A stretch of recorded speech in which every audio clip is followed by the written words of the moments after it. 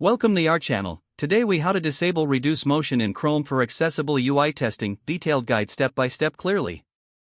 To disable reduce motion in Chrome for accessible UI testing, begin by launching the Chrome browser on your computer. Once Chrome is open, look for the three vertical dots located in the top right corner of the window. Click on these three dots to access the Chrome menu. From the menu, select Settings to open the Settings page. In the Settings page, scroll down and click on Advanced to reveal more options. Next, look for the section labeled Accessibility. In the Accessibility section, find the option that says Use a web service to help resolve navigation errors. Make sure this option is turned off if it is enabled. Now, locate the Display section within the same accessibility area. In this section, look for the option titled Use Hardware Acceleration when available. Ensure that this is enabled to improve performance. Next, return to the Chrome menu and select More Tools. From the More Tools submenu, choose Developer Tools. A panel will now appear, usually docked to the side or bottom of your browser. Within the Developer Tools panel, click on the Settings gear icon found in the top right corner. Once in the Settings section of Developer Tools, navigate to the Preferences tab. Scroll down until you find the Rendering section.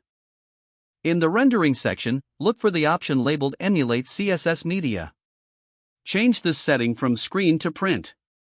This adjustment will help you simulate a reduced motion scenario. Close the Developer Tools panel after making these changes. To confirm the changes, refresh the web page you are testing. Observe how the user interface behaves without reduced motion. If you notice fluid animations and movements, you have successfully disabled reduce motion. For optimal testing, revisit the Developer Tools settings to adjust any other preferences related to accessibility. Now you are equipped to conduct thorough UI testing in Chrome with reduced motion disabled. If the page does not load, refresh the browser or try again in a private or incognito window. Make sure you are using the correct email address, then retype it carefully to avoid small typos. If your password is not accepted, use the reset option and create a new strong password you can remember.